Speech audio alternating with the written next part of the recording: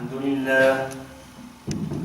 لله نحمده ونستعينه ونستغفره ونؤمن به ونتوكل عليه ونعوذ بالله من شرور أنفسنا ومن سيئات أعمالنا من يهده الله فلا مضل له ومن يضلل فلا هادي له وأشهد أن لا إله إلا الله وحده لا شريك له وأشهد أن محمدا عبده ورسوله أما بعد فإن أحسن الكلام كلام الله وأحسن الهدي هدي محمد صلى الله عليه وسلم وشر الأمور محدثاتها وكل محدثة بدعة وكل بدعة ضلالة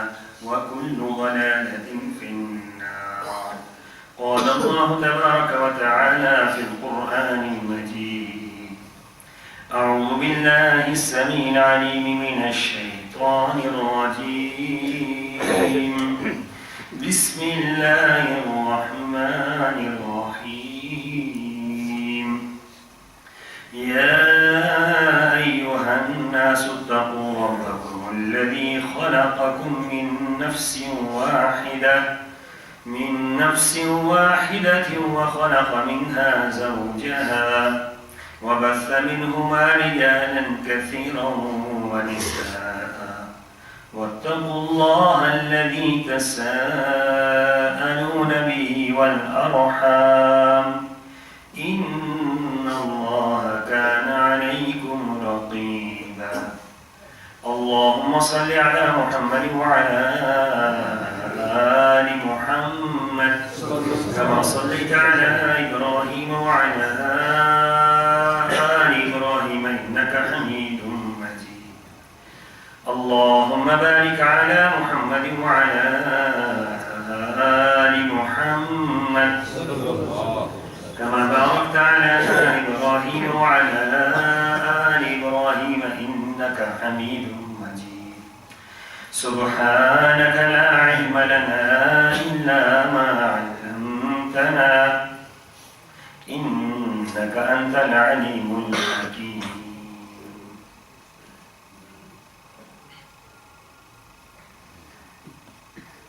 اے لوگو اپنے رب سے ڈرتے رہو جس نے تمہیں ایک جان سے پیدا کیا ہے، پھر اسی سے اس کا جوڑا بنایا ہے، پھر ان دونوں سے دنیا میں بہت سے مرد اور عورتیں پھیلا دی ہیں۔ اللہ سے ڈرو جس کا واسطہ دے کر تم ایک دوسرے سے اپنا حق مانگتے ہو، اور قریبی رشتوں کے معاملے میں بھی اللہ سے ڈرتے رہو، بے شک اللہ تم پر ہر وقت نظر رکھے ہوئے ہے۔ آیت نمبر 1 سورہ النساء۔ معزز سامعین گرامی، نبی کریم صلی اللہ علیہ وسلم کی مبارک زندگی کا ہر گوشہ ہمارے لیے بہت ہی مبارک اور بہت ہی خوبصورت ہے، لیکن اسلام کا ایک گوشہ ایسا ہے کہ جو تمام انبیاء کا مشترکہ گوشہ رہا ہے، مشترکہ ان کا عمل رہا ہے، اور اس عمل میں وہ بہت آگے تھے۔ تو تبھی جس معاشرے کے اندر یہ انبیاء کی صفت پیدا ہو جائے، وہ معاشرہ اہل ایمان کا معاشرہ کہلاتا ہے، اہل سکون، اہل اطمینان، لوگوں کے چہرے بھی مطمئن ہوتے ہیں، لوگوں کے دل بھی مطمئن ہوتے ہیں، اور پریشانیاں بھی لوگوں کی ختم ہو جاتی ہیں۔ وہ نقطہ ہمارے معاشرے سے محو ہوتا جا رہا ہے۔ وہ نقطہ ہمارے معاشرے سے ختم ہوتا جا رہا ہے کہ جو ہمارے لیے امن اور اطمینان کا باعث تھا۔ تو دیکھ لیں کہ ہر بندہ بے سکونی کا شکار ہے۔ یورپ جو تباہ ہوا ہے، میں ہمیشہ آپ سے کہتا ہوں کہ آپ دیکھیں کہ وہ بربادی کی طرف جا رہے ہیں، بلکہ ہو چکے ہیں برباد۔ ان کی اخلاقی اتنی تنزلی ہے، اتنی تنزلی ہے، بھائی بھائی کو نہیں پوچھتا، خاوند بیوی کو نہیں پوچھتا، بیوی خاوند کو نہیں پوچھتا، باپ بیٹے سے کوئی تعلق نہیں رکھتا، بیٹا باپ سے کوئی تعلق نہیں رکھتا۔ تو آپ اس معاشرے کو اچھا معاشرہ کہہ سکتے ہیں؟ اس معاشرے کی کوئی آپ مثال دے سکتے ہیں؟ اچھا معاشرہ وہ روڈوں سے اچھا نہیں ہوتا کہ خوبصورت روڈیں بن جائیں، یہ ایک اچھائی کا پہلو ضرور ہے، لیکن اچھا معاشرہ نہیں۔ اچھا معاشرہ بلڈنگوں سے تعمیر نہیں ہوتا کہ بلڈنگیں بہت خوبصورت بن گئی۔ اچھا معاشرہ اخلاقی تعبیرات سے ہوتا ہے کہ اس قوم کے اخلاقی اقدار زندہ ہیں یا مر گئے۔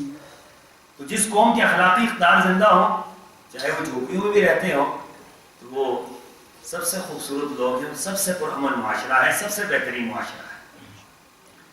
اور جو بہت بڑی بڑی کوٹھیوں میں رہتے ہوں، بہت لمبے لمبے ان کے لان ہوں، ان کے سوئمنگ پول بھی ہو، سب کچھ ہو، لیکن ان کو ساتھ والے پڑوسی کا حال نہ پتا ہو، تو آپ اس معاشرے کو اچھا معاشرہ کہہ سکتے ہیں؟ اس گھر کو آپ اچھا گھر کہہ سکتے ہیں؟ اس کو آپ آئیڈیل گھر کہہ سکتے ہیں؟ یہ کہہ سکتے ہیں کہ یہ بندہ جو ہے وہ اپنی دنیا اس نے بنائی ہے، اپنی جنت میں رہتا ہے، بس اپنی موت آئے گی، مر جائے گا، اس کا کام ختم ہو جائے گا، باقی اس کے پلے نہ دنیا میں کچھ ہے نہ آخرت میں کچھ ہے، کیونکہ یہ جو کچھ اس نے حاصل کیا ہے یہ کچھ سکھلاتا ہے کہ آپ ایک قدر اپنائیں۔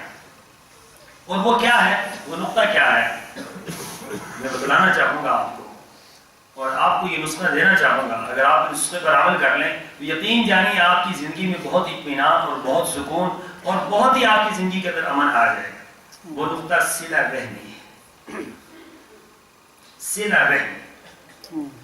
یہ جو صلہ رحمی کا معاملہ ہے، اس کے برعکس جو چیز آتی ہے وہ قطع رحمی آتی ہے۔ صلہ رحمی کا مطلب یہ ہے کہ رشتہ داروں سے تعلق جوڑو۔ صلہ کا مطلب ہوتا ہے ملانا، رحم کا مطلب ہے رحم، جو رشتے ہیں۔ اب ان رشتوں کی بہت لمبی چوڑی تفصیل ہے کہ آپ سے رشتوں میں ایک بڑی تفصیل ہے کہ یہ آپ کے رشتے ماں کی طرف سے ہیں، یہ آپ کے رشتے باپ کی طرف سے ہیں، یہ چچا کی طرف سے ہیں، یہ تایا کی طرف سے ہیں، یہ سسرالی رشتے ہیں، یہ فلاں ہے، یہ فلاں ہے۔ غرضے کے رشتے جتنا آگے بڑھیں گے اتنا ہی ان کو ملانے کا حکم، ان کو توڑنے کا حکم ہے۔ نہیں کہ ہم تو یہ سمجھتے ہیں یہ ہمارا چاچا ہے، آگے چاچا کا چاچا ہمیں سے کوئی تعلق نہیں، جبکہ اسلام نے بڑا عجیب نقطہ بتلایا ہے۔ اسلام نے یہ بتلایا ہے کہ اگر چاچا کے 20 اسٹیپ پہ اس کا کوئی چاچا موجود ہے زندہ بالفرض محال، تو وہ بھی اسی طرح آپ کے لیے محترم ہے، اور اسی طرح آپ اس کو عزت دیں گے، احترام دیں گے، جس طرح آپ اپنے سکے چاچا کو دیتے ہیں۔ رسول اللہ صلی اللہ علیہ وسلم کے صحابی حضرت عمر بن عاص رضی اللہ تعالیٰ عنہ یہ مصر فتح کرنے کے لیے جب گئے تو وہاں پر انہوں نے حملہ نہیں کیا، رکے رہے کافی عرصہ۔ تو وہ جو لوگ مصر کے تھے وہ بڑے پریشان تھے کہ یہ سامنے موجود ہیں، قوت موجود ہے، طاقت موجود ہے، ہمارے پاس تو کچھ بھی نہیں، تو حملہ کیوں نہیں کر رہے؟ تو آئے آ کر کہنے لگے کہ اتنے دنوں سے آپ بیٹھیں گے، آپ حملہ نہیں کر رہے۔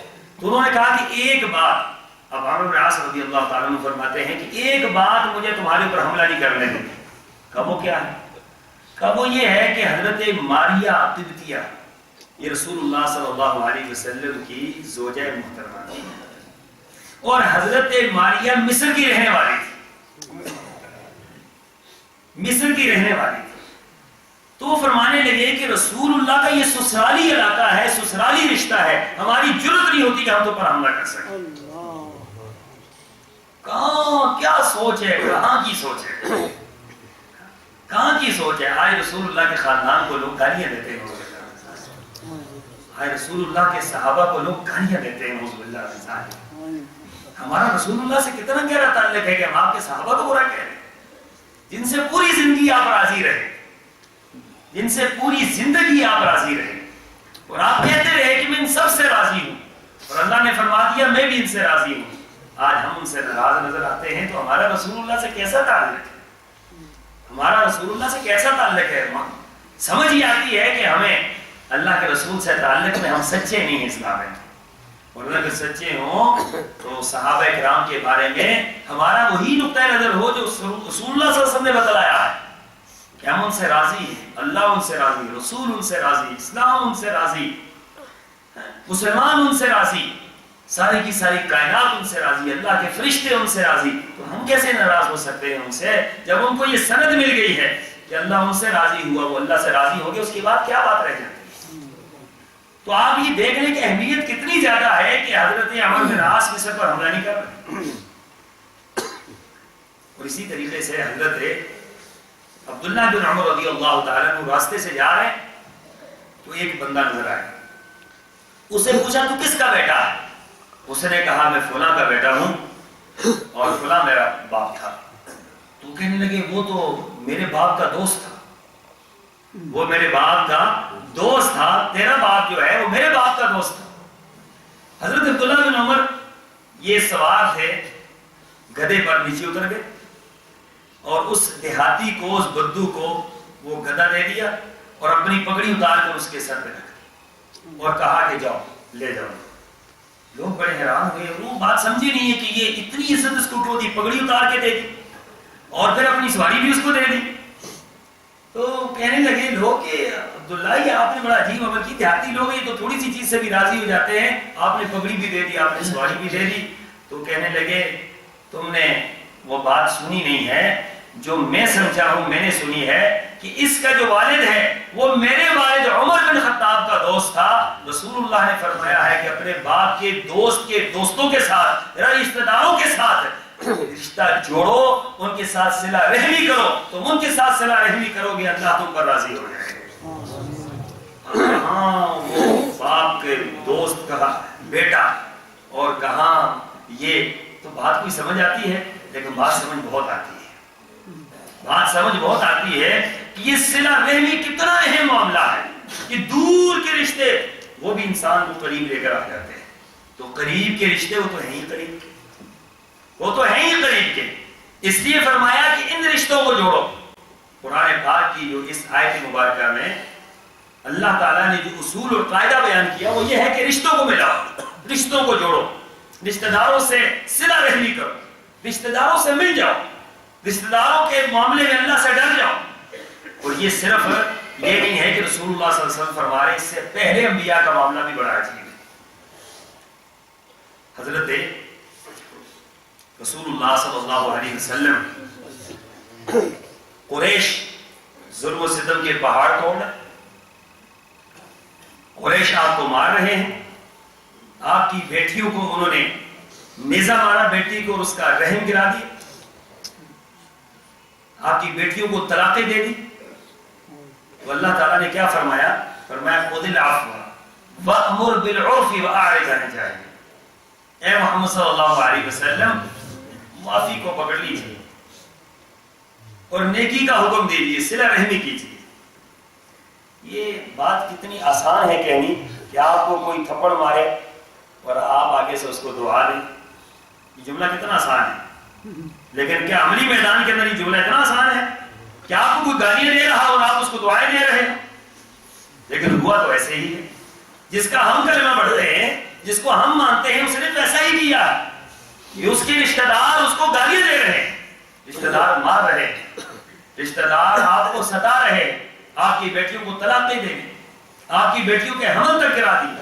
ہمارے ہاں کوئی طلاق ہو جائے نا کسی فیملی کے اندر تو لوگ زندگی بھر کے بھی رشتے توڑ کے بیٹھ جاتے ہیں. ایسا ہی ہے, زندگی بھر کے لیے رشتے ٹوٹ جاتے ہیں. تو آپ کو معلوم ہونا چاہیے کہ جب اسارائے بدر میں ایک شخص قیدی بنا اور یہ وہ تھا جس نے رسول اللہ صلی اللہ علیہ وسلم کی بیٹی کو طلاق دی تھی, میرے آقا نے فرمایا کہ اس کو ویسے ہی میرے کہنے پہ چھوڑ دیا. اس نے بیٹی کو طلاق دی تھی, تو کہا کہ اس کو ویسے ہی چھوڑ دیا, چلے جاؤ. اس کو تو کچھ نہیں کہا, حالانکہ اس سے تو بدلہ لیا جا سکتا تھا. ہمارے ہاں تو ان کو مسائل کا انبار بنا لیتے ہیں. ہمارے ہاں رشتے ٹوٹ جاتے ہیں, رشتے بکھر جاتے ہیں, ایک دیواریں کھڑی ہو جاتی ہیں. وجہ کیا ہے؟ وجہ بے دینی ہے. صرف ہم سمجھتے نہیں ہیں کہ ہم کتنا بڑا جرم کر رہے ہیں اور اس جرم کے معاشرے کے اوپر کیا کیا اثرات مرتب ہوتے ہیں کہ ہر شخص بے سکونی کا شکار ہے.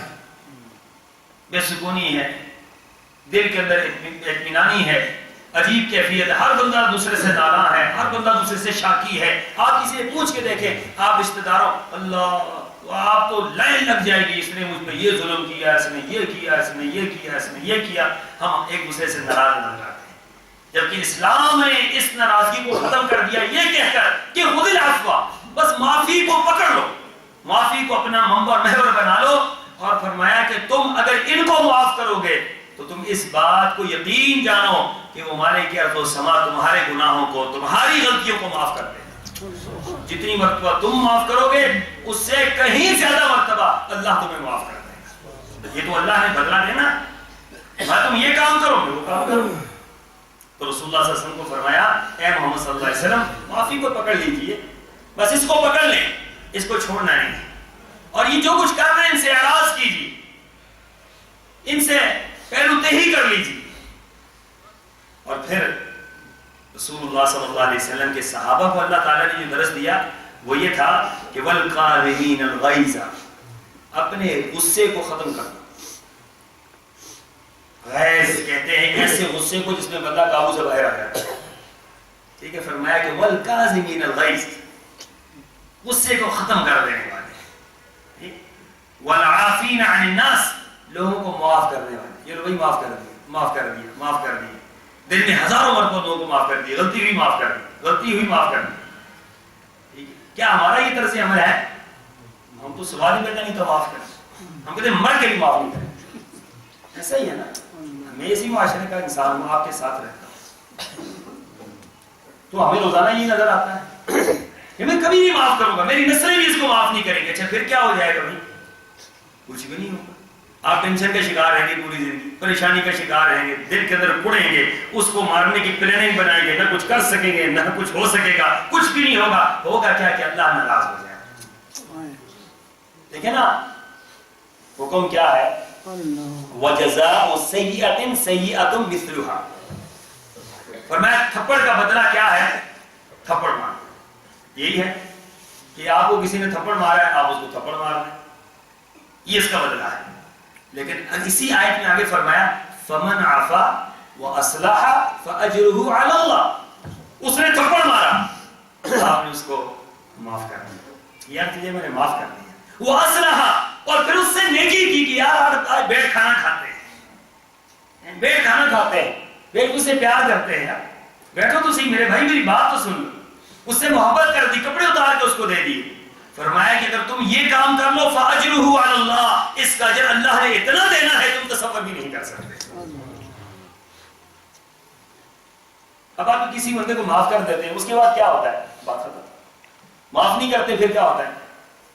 پھر مصیبت بڑھتی ہے، آگ بگولا بندہ ہوتا ہے، پھر پلاننگ بناتا ہے، آگ میں بھی پلاننگ آ رہی ہوتی ہے، اس کو میں نے مار دیا، حالانکہ کہاں مار دیا. ہر وقت بندہ یہی سوچتا ہے، انتقامی ذہن بندے کا بنتا ہے کہ میں کس طریقے سے انتقام لوں. یہ راستے میں جا رہا ہوں، میں اس کو دھکا ماروں، اس کو مکہ ماروں، اس کی سائیکل پنچر کر دوں، موٹر سائیکل پنچر کر دوں، کچھ کر دوں. میں کچھ بھی نہیں کر سکتا، کچھ کر بھی نہیں تو پھر کیا ہو جائے گا. اگر اس کے بدلے میں ہم یہ کر لیں کہ ہم یہ میرے بھائی نے مجھ پہ زیادتی کی، یہ رشتہ داروں کے متعلق یہ ساری باتیں ہیں کہ میرے بھائی نے مجھ سے زیادتی کی ہے، میں اس کو معاف کر دیتا ہوں. معافی کے بعد کیا ہو جائے گا؟ آپ ریلیکس ہو جائیں گے، ٹینشن ساری ختم. معافی کے بعد بندہ بالکل صاف ہو جاتا ہے کہ مسئلہ ہی کوئی نہیں، ساری باتیں نہیں ہو. لیکن ہم نسل در نسل اس مصیبت کو لے کر چل رہے ہیں. اپنی اولاد کو بھی بتا کے جاتے ہیں کہ فلاں نے مجھ سے زیادتی کی تھی، ان کا بھی ذہن خراب کر دی کہ تم میرے جانے کے بعد اسی طریقے سے رہے. وہ پھر جب جاتے ہو جاتا ہے تو اس کو بھی کہہ کے جاتا ہے کہ تم بھی اسی طرح رہے. تو نسل در نسل، پشت در پشت ہم اس قدر رحمی کو چلاتے رہتے ہیں. رسول اللہ صلی اللہ علیہ وسلم جب آپ پر پہلی وحی نازل ہوئی تو آپ علیہ الصلوۃ والسلام گھبرائے ہوئے حضرت خدیجہ الکبریٰ کے پاس آئے. اما خدیجہ الکبریٰ بہت دھنا خاتون تھی. رسول اللہ صلی اللہ علیہ وسلم فرمایا کرتے تھے عائشہ جتنی خدیجہ میرے ساتھ اچھی رہی یا جتنے خدیجہ کے مجھ پر احسانات ہیں کائنات کے اندر دو انسان ایسے ہیں کہ جن کے احسانات کی بارش مجھ پر برسی ہے، ایک ابو بکر صدیق ہیں اور ایک حضرت خدیجہ الکبریٰ ہے۔ سرور کونین یہ کہہ رہے ہیں حضرت خدیجہ نے کیا کیا، سارا مال میرے آقا کے قدموں میں ڈھیر کر دیا کہ آقا یہ آپ کا ہے، جو چاہے خرچ کر دیں۔ مال سارا کس کا تھا؟ حضرت خدیجہ کا تھا۔ رسول اللہ صلی اللہ علیہ وسلم کے قدموں میں ڈھیر کر دیا کہ جو مرضی ہے آپ کریں۔ آپ نے سارا مساکین میں خرچ کر دیا۔ حضرت خدیجہ نے ایک لفظ نہیں کہا، ایک لفظ۔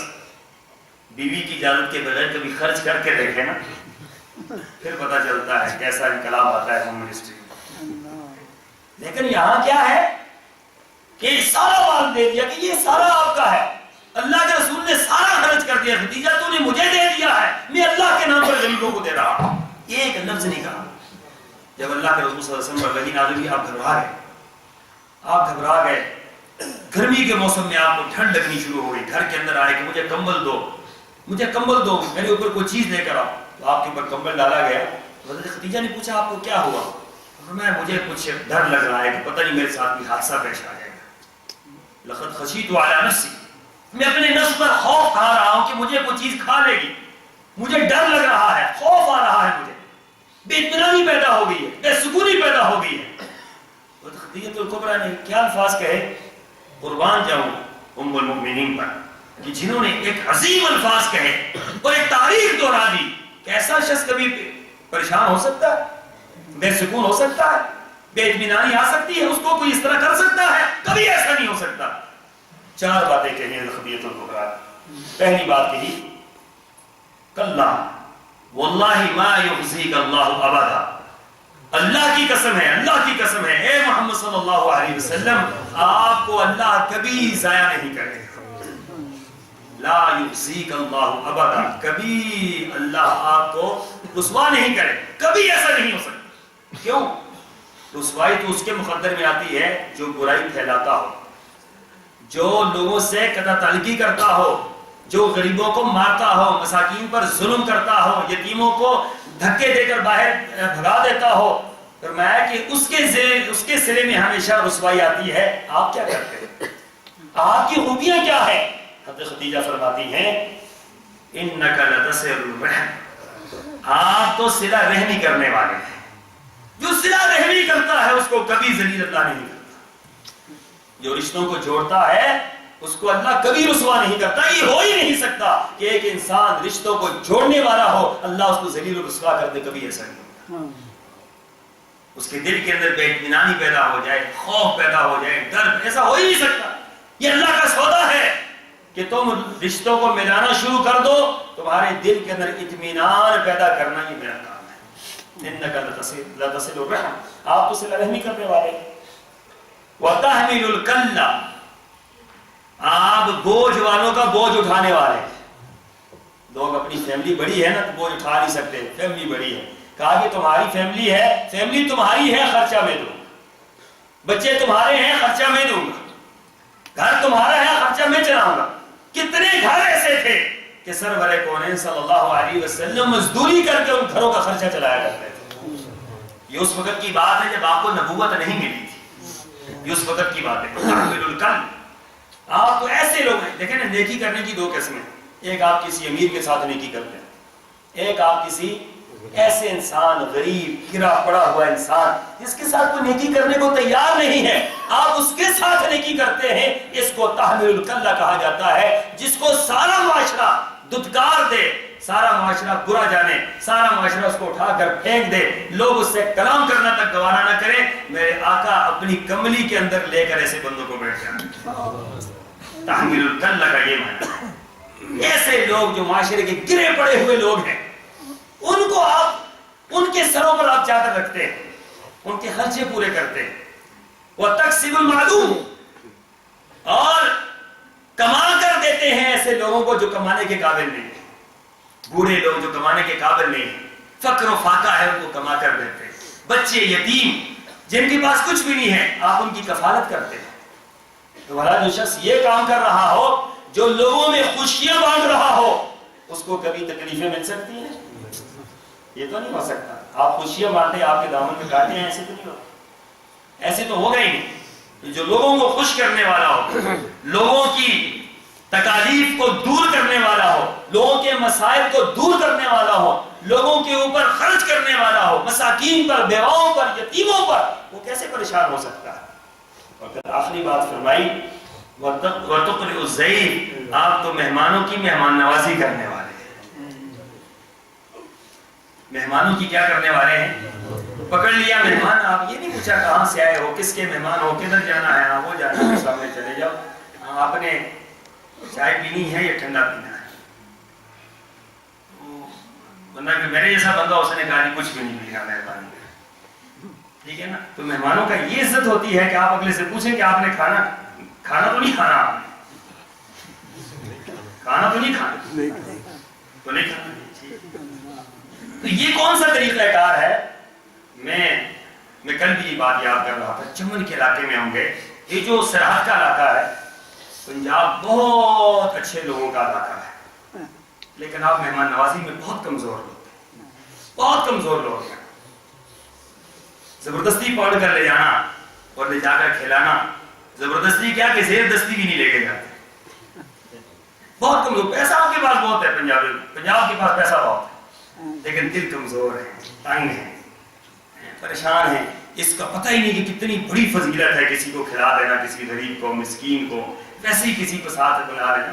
اور کوئٹہ میں ہم گئے، چمن افغانستان کے بارڈر کے قریب کا علاقہ ہے، راستے سے جا رہے، ایک بندہ سامنے سے آیا، اس نے کہا 12-13 علماء تھے شیخ ابو تراب کے ساتھ، اس نے کہا آپ کون لوگ ہیں؟ میں نے کہا جی ہم اس طرح جمیعت اہل حدیث سے ہمارا تعلق ہے، تو ہم یہاں پر مسجد کی ایک تعمیر کے لیے آئے ہیں، تو ہم نے اب واپس جانا ہے۔ اس نے کہا میری خوش نصیبی ہے کہ آپ میری دعوت قبول فرمائیں۔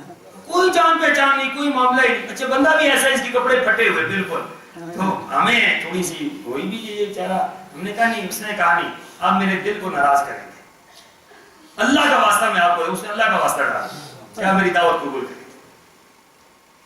تو شیخ ابو تراب کو میں نے کہا اس نے اللہ کا واسطہ ڈال دیا، جب اللہ بیچ میں آ جائے تو پیچھے تو رہتا ہی کچھ نہیں، تو ٹھیک ہے آپ اگلا پروگرام کینسل کریں، اس کی دعوت کھا لیتے ہیں۔ تو جب گھر پر گئے تو آپ حیران ہوں گے، اس نے اونٹ پکڑا، تو ہم نے کہا پتہ نہیں کہ جانا چاہتا ہے، اونٹ پکڑے اس نے ہمارے لیے نہر کر دی، ذبح کر دیا۔ تو حیران ہے کہ یہ بندہ کیا کر رہا ہے، اونٹ ذبح کیا ہمارے لیے، پھر اونٹ اس نے ہمارے لیے وہاں پر، ہم سارا منظر دیکھتے رہے، اس نے ہمارے لیے کاٹا، پھر پکایا، پھر ہمارے لیے سامنے رکھا۔ تو ایک بندہ جو پڑوس کا تھا، ہم نے اس سے پوچھا بھائی یہ بندہ کیا کرتا ہے؟ اس نے کہا کچھ بھی نہیں کرتا، اسی اونٹ پر یہ مال لے کر آتا تھا، وہی لیتا، اور ہمیں نہیں پتہ کیا کرتا۔ اب مجھے بتائیں نا کہ یہ ہم خطبے میں اس کا ذکر کر رہا تھا، مجھے اس کا نام نہیں آتا کہ وہ کون تھا، لیکن عمل اس کا اتنا بڑا تھا کہ اس نے کتنی بڑی مہمان نوازی کی، وہ ایک ہی اونٹ ہمیں کھلا دیا اس نے، اس کے بعد تو وہی ساری کائنات تھی جو اس نے مولویوں کو کھلا دی، تو پیچھے رہ کیا گیا ہے؟ لیکن میں یہ بات کہتا ہوں کہ یہ نبوت کا معاملہ ہے، نبیوں کا یہ عمل ہے، اور نبیوں کا یہ معاملہ ہے کہ نبی لوگوں کی مہمان نوازی کرتے ہیں، انبیاء لوگوں کو پکڑ پکڑ کر لاتے ہیں، ان کا لنگر ہمیشہ چلتا رہتا ہے، وہ اپنے منہ سے نکال کر دوسروں کو کھلا دیتے ہیں۔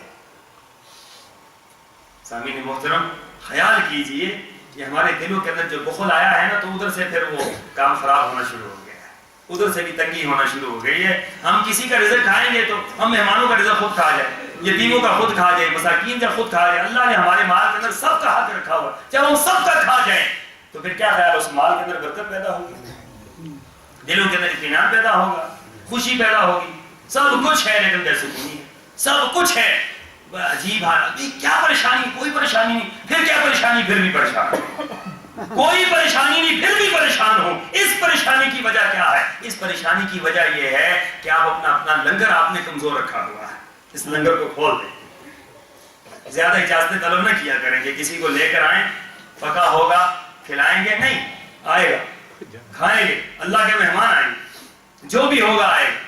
صحابہ کرام نے تو آپ کو میں نے یہی واقعہ سنایا کہ رسول اللہ صلی اللہ علیہ وسلم نے فرمایا تھا کہ کون ہے جو رسول اللہ کے مہمان کو راضی کرے، اللہ کے رسول اس سے راضی ہوں گے، اللہ بھی راضی ہوگا۔ لے کر چلے گئے مہمان کو گھر کے اندر، کھانا نہیں ہے، پوچھا بھی نہیں ہے گھر کے اندر، لے کر گئے تو بیوی کو کہہ دیا کہ کھانا ہے، کہا ہے ہی نہیں، آپ کو تو پہلے ہی پتا تھا کھانا گھر کے اندر نہیں ہے، تو کہا کہ کچھ چیز، کہا بچوں کا کھانا ہے، بچوں کا، اپنا نہیں ہے تو بچوں کا ہے، بچوں کا کھانا کوئی کھلاتا ہے؟ بچوں کے دودھ آپ کسی کو پلا سکتے ہیں؟